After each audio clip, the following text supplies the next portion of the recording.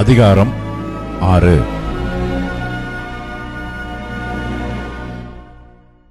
எரிகோ இஸ்ரவேல் புத்திரருக்கு முன்பாக அடைக்கப்பட்டிருந்தது. ஒருவரும் வெளியே போகவும் இல்லை, ஒருவரும் உள்ளே வரவும் இல்லை. கர்த்தர் யோசுவாவை நோக்கி, இதோ எரிகோவையும் அதன் ராஜாவையும் யுத்த வீரரையும் உன் கையில் ஒப்புக்கொடுத்தேன்.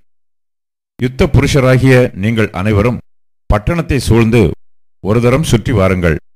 இப்படி 6 நாள் செய்ய கடவீர்கள். 7 ஆசாரியர் பெட்டிக்கு முன்பாக 7 கொம்பு எக்காளங்களை பிடித்துக்கொண்டு போக வேண்டும். 7ஆம் நாளில் பட்டணத்தை 7 தரம் சுற்றி வர கடவர்கள். ஆசாரியர் எக்காளங்களை ஊத வேண்டும். அவர்கள் அந்த கொம்புகளினால் நெடுந்தொனி இடும்போதும் நீங்கள் எக்காள சத்தத்தை கேட்கும்போதும் ஜனங்கள் எல்லாரும் மகா ஆரவாரத்தோட ஆர்ப்பரிக்க கடவர்கள். அப்பொழுது பட்டணத்தின் அலங்கம் இடிந்து விழும். உடனே ஜனங்கள் அவரவர் தங்களுக்கு நேராக ஏறக் கடவர்கள் என்றார். அந்தப்படியே நூனின் குமாரனாகிய யோசுவா ஆசாரியரை அழைத்து, உடன்படிக்கை பெட்டியை எடுத்துக்கொண்டு போங்கள். தொனிக்கும் 7 எக்காளங்களையும் 7 ஆசாரியர்கள் கர்த்தருடைய பெட்டிக்கு முன்பாக பிடித்துக்கொண்டு போக கடவர்கள் என்று சொல்லி ஜனங்களை நோக்கி, பட்டணத்தை சுற்றி நடந்து போங்கள். யுத்த சன்னத்தரானவர்கள் கர்த்தரின் பெட்டிக்கு முன் நடக்க கடவர்கள் என்றான்.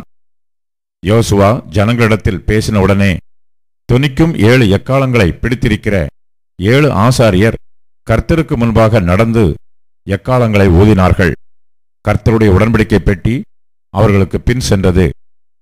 எக்காளங்களை ஊதுகிற ஆசாரியருக்கு முன் யுத்த சன்னத்தரானவர்கள் நடந்தார்கள். பின்தண்டு எக்காளங்கள் ஊதப்படும்போது பெட்டிக்கு பின் சென்றது.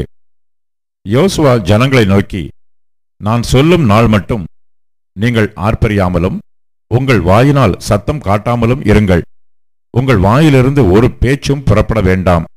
ஆர்ப்பரியுங்கள் என்று உங்களுக்கு நான் சொல்லும் நாளிலே ஆர்ப்பரிப்பீர்களாக என்று கட்டளையிட்டிருந்தான். அப்படியே கர்த்தரின் பெட்டியை பட்டணத்தை சூழ்ந்து ஒரு தரம் சுற்றி வர பண்ணினான். அவர்கள் திரும்ப பாளையத்திலே வந்து பாளையத்தில் தங்கினார்கள். யோசுவா அதிகாலமே எழுந்திருந்தான். ஆசாரியர்கள் கர்த்தரின் பெட்டியை சுமந்து கொண்டு போனார்கள். தொனிக்கும் 7 எக்காளங்களை பிடிக்கிற 7 ஆசாரியர்களும் எக்காளங்களை ஊதிக்கொண்டே கர்த்தரின் பெட்டிக்கு முன்பாக நடந்தார்கள். யுத்த சன்னத்தரானவர்கள் அவர்களுக்கு முன்னாலே நடந்தார்கள். பின்தண்டோவெனில் எக்காளங்கள் ஊதப்படுகையில் கர்த்தரின் பெட்டிக்கு பின் சென்றது. 2ஆம் நாளிலும் பட்டணத்தை ஒரு தரம் சுற்றி வந்து பாளையத்துக்கு திரும்பினார்கள். இந்தப்படி 6 நாளும் செய்தார்கள். 7ஆம் நாளில் அதிகாலமே கிழக்கு விளக்கும்போது எழுந்திருந்து அந்த பிரகாரமே பட்டணத்தை 7 தரம் சுற்றி வந்தார்கள். அன்றைய தினத்தில் மாத்திரம் பட்டணத்தை 7 தரம் சுற்றி வந்தார்கள்.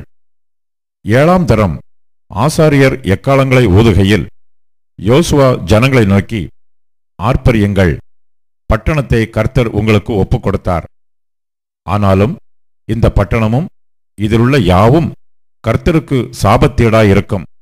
நாம் அனுப்பின ஆட்களை ராகாப் என்னும் வேசி மறைத்து வைத்தபடியால் அவளும் அவளோட வீட்டுக்குள் இருக்கிற அனைவரும் மாத்திரம் உயிரோடு இருக்க கடவர்கள்.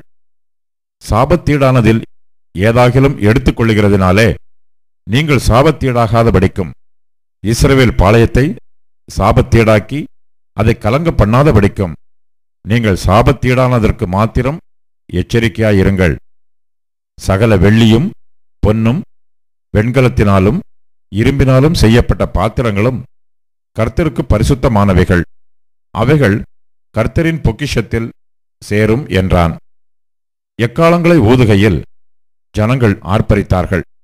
எக்கால சத்தத்தை ஜனங்கள் கேட்டு மகா ஆரவாரத்தோட முழங்குகையில் அலங்கம் இடிந்து விழுந்தது. உடனே ஜனங்கள் அவரவர் தங்களுக்கு நேராக பட்டணத்தில் ஏறி பட்டணத்தை பிடித்து பட்டணத்தில் இருந்த புருஷரையும் ஸ்திரீகளையும் வாலிபரையும் கிழவரையும் ஆடு மாடுகளையும் கழுதைகளையும் சகலத்தையும் பட்டய கருக்கினால் சங்காரம் பண்ணினார்கள்.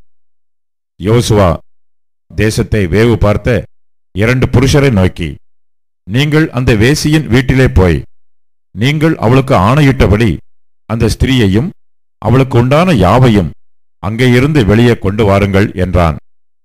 அப்பொழுது வேவுக்காரரான அந்த வாலிபர் உள்ளே போய் ராகாபையும் அவள் தகப்பனையும் அவள் தாயையும் சகோதரர்களையும் அவளுக்குள்ள யாவையும் அவள் குடும்பத்தார் அனைவரையும் வெளியே அழைத்து கொண்டு வந்து அவர்களை இஸ்ரவேல் பாளையத்துக்கு புறம்பே இருக்கும்படி பண்ணினார்கள். பட்டணத்தையும் அதிலுள்ள யாவையும் அக்கினியால் சுட்டெரித்தார்கள்.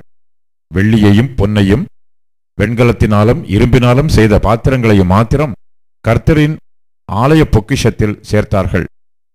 எரிகோவை வேவு பார்க்க யோசுவா அனுப்பின ஆட்களை ராகாப் என்னும் வேசி மறைத்து வைத்தபடியினால் அவளையும் அவள் தகப்பன் வீட்டாரையும் அவளுக்குள்ள யாவையும் யோசுவா உயிரோடே வைத்தான். அவள் இந்நாள் வரைக்கும் இஸ்ரவேலின் நடுவிலே குடியிருக்கிறாள். அக்காலத்திலே யோசுவா இந்த எரிகோ பட்டணத்தை கட்டும்படி எழும்பும் மனுஷன் கர்த்தருக்கு முன்பாக சபிக்கப்பட்டிருக்க கடவன். அவன் அதன் அஸ்திபாரத்தை போடுகிற போது தன் மூத்த குமாரனையும் அதன் வாசல்களை வைக்கிற போது தன் இளைய குமாரனையும் சாக கொடுக்க கடவன் என்று சாபம் கூறினான். இவ்விதமாய் கர்த்தர் யோசுவாவோட கூட இருந்தார். அவன் கீர்த்தி தேசமெங்கும் பரம்பிற்று.